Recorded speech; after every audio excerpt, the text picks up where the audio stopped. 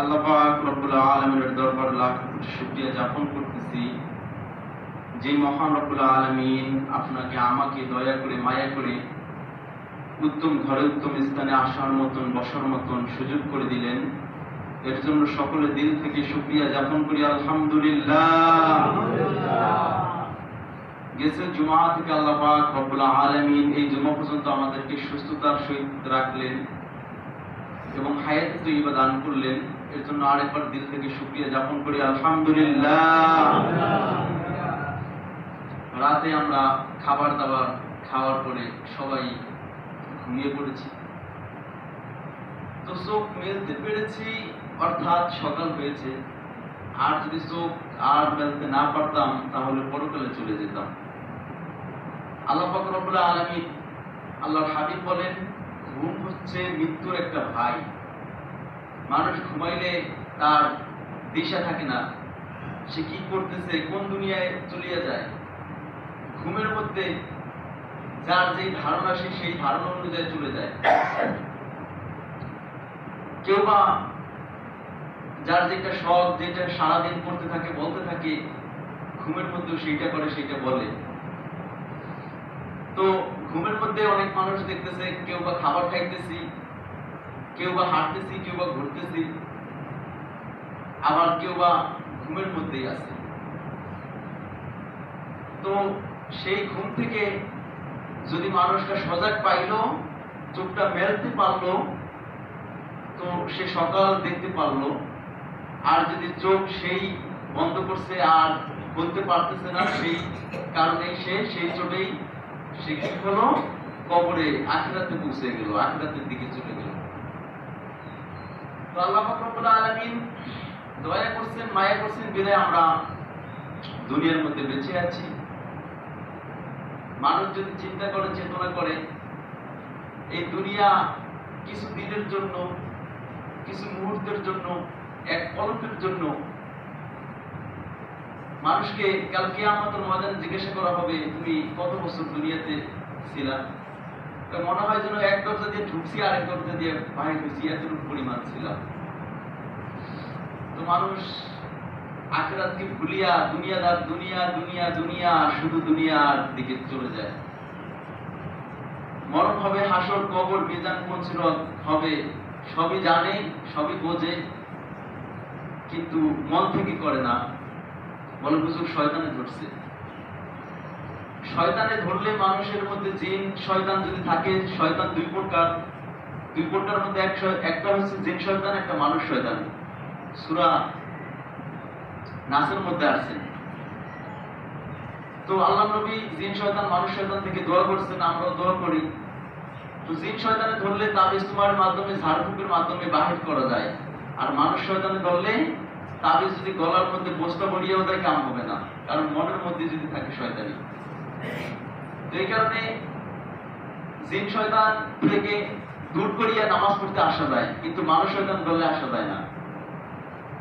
তো এই কারণে আমাদের নামাজ, ইবাদত ভালো লাগে না, আসতে পারি না, পড়তে পারি না। একক তো নামাজ যায়, আরেক তো খবর নাই, এরকম হয়ে যায়। তো এই কারণে বেশি বেশি আখিরাতের কথা চিন্তা যদি করে মানুষ, মরার কথা স্মরণ করে, চিন্তা করে, আখিরাত হবে আমার, কবর হবে, হাসর হবে, মিজান হবে, মুনসিরত হবে, এগুলো যদি চিন্তা করে, ফারিকুন ফিল জান্নাহ ওয়া ফারিকুন ফিস সাইর। আল্লাহ বলেন মানুষ মরার পরে দুইটা দিক, একটা হয়তো জান্নাত আর হয়তো জাহান্নাম। ফারিকুন ফিল জান্নাহ ওয়া ফারিকুন ফিস সাইর, হয়তো জান্নাতে যাবে আর হয়তো জাহান্নামে যাবে। তো এইটা মানুষের চিন্তা চেতনা করা উচিত। তো আজকে আলোচনা করব, সামনে যেহেতু মুহররম মাস, হিজরির প্রথম মাস আসছেন। মুহররম মাস আরবি মাস, 12 মাসের মধ্যে প্রথম মাস হচ্ছে মুহররম। ইংরেজিতে যেরকম জানুয়ারি মাস, বাংলায় বৈশাখ মাস, মুসলমানদের জন্য আরবি মাসগুলো ফলো করা। তো মুহররম মাসের আষাঢ় থেকে আশুরা বলা হয়। মুহররমের 10 তারিখকেই বলা হয় যে না আশুরা। আশুরার এই 10 দিনের মধ্যে, মানে এই 10 তারিখে অনেক ঘটনা, 10টা ঘটনা মুফাসসিরুন কেরাম আনছেন। 10টা ঘটনা ঘটার কারণে দিনটা উত্তম হয়ে গেছেন, দামি হয়ে গেছেন। 12 মাসের মধ্যে আল্লাহ তাআলার কাছে 4টা মাস হচ্ছে সবচেয়ে দামি। আল্লাহ বলেন এই 4টা হচ্ছে আমার মাস, জিলকদ, জিলহজ, রজব এবং রমজান। অন্যান্য মাসও আল্লাহ তাআলা, এই 4টা মাসও আল্লাহ তাআলা, এই 4টা মাস আমার বলতে আল্লাহ বুঝাইছেন যে আল্লাহর মাস বলতে বুঝাইছেন এই 4টা মাস হচ্ছে আল্লাহর কাছে দামি।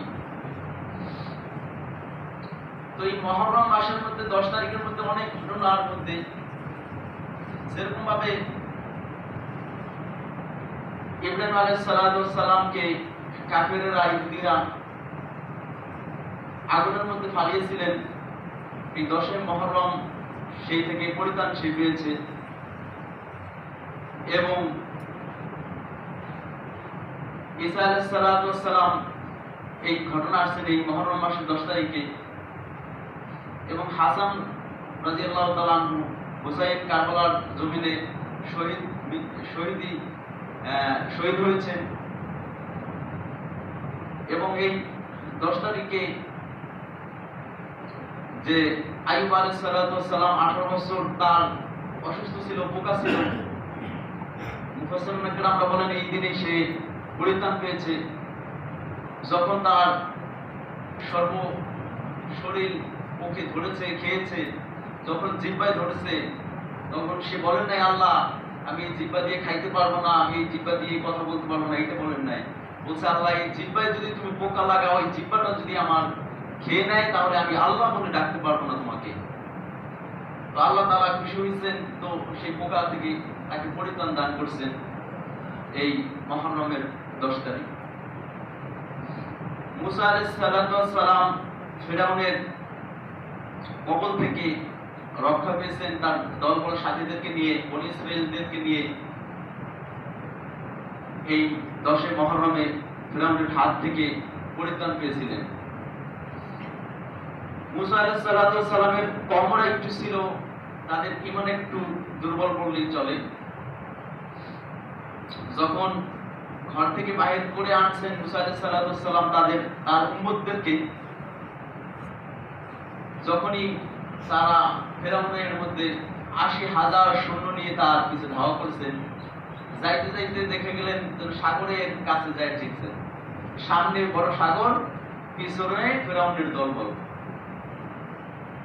তো বিশাল ঘটনা, এক একটা ঘটনা একজমা বললেও শেষ হবে না, যেহেতু সংক্ষেপে বলতে হবে।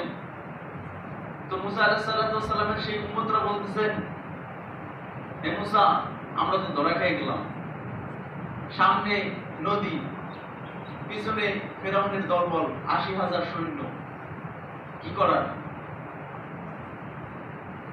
তো মুসা আলাইহিস সালাম বললেন লা তাহজান, ভয় পেও না, আল্লাহ কখনো কিছু তারা করতে পারবে না। তো জানেন লম্বা ঘটনা, মুসা আলাইহিস সালামের হাতে লাঠি ছিল, সে লাঠিতে পানির মধ্যে লাঠি দিয়ে আঘাত করেছেন। মুফাসসিরুন কিরামরা বলেন যে না, সেখানে 12টা রাস্তা হয়ে গিয়েছিল, মানে 12 বংশের মানুষ ছিল সেই গোত্রের মধ্যে। 12 বংশ বলতে যেরকম বুঝান গরামি, ফরিদ, হাওলাদার, তালুকদার, এরকম বংশ, সর্দার, এরকম বংশ। তো তারাও আবার কি 12টা বংশ ছিল, 12টা রাস্তা দিয়ে কি পার হয়ে গিয়েছেন। তো এই কারণে মুসা আলাইহিস সালাম খুশিতে রোজা রেখেছিলেন। আল্লাহ নবী বলছেন যে না, এই মুহররম মাসে রোজা রাখার জন্য নয় ইহুদিরাও রোজা রাখে। আল্লাহ নবী বলছেন ইহুদিরা যেটা করে সেটার বিপরীত করব আমরা। অর্থাৎ আল্লাহ নবীও রোজা রাখতেন 9 তারিখ, ইহুদিরাও রোজা রাখতেন 9 তারিখ। তো আল্লাহ নবী বললেন সামনের বছর আমি যদি বেঁচে থাকি, জীবিত থাকি, তাহলে 9 এবং 10 রোজা রাখবো, অথবা 10 এবং 11। তো আল্লাহ নবী দুনিয়ায় ছিলেন না, গেছে পরের বছর পর্যন্ত আল্লাহ নবী আর দুনিয়া থেকে ওফাত নিয়ে চলে গেছেন। তো এই কারণে এই রোজা রাখলে অন্য রমজান মাসের পরে রোজা রাখলে এই 2 দিন 9 মুহররম 10 মহরম অথবা 9 মহরম 11 মহরম, মানে এই 3 দিনের মধ্যে যার সুবিধা হয়। তবে উত্তম হচ্ছে 9 এবং 10। এই 2 দিন রোজা রাখলে আল্লাহ তাআলা সারা বছরের ছোটখাটো সাগীরা মাকরু যত ছোট ছোট গুনাহ হয় আল্লাহ পাক রব্বুল আলামিন এই রোজার ওসিলা করে maaf করে দিবেন। বলুন না সুবহানাল্লাহ।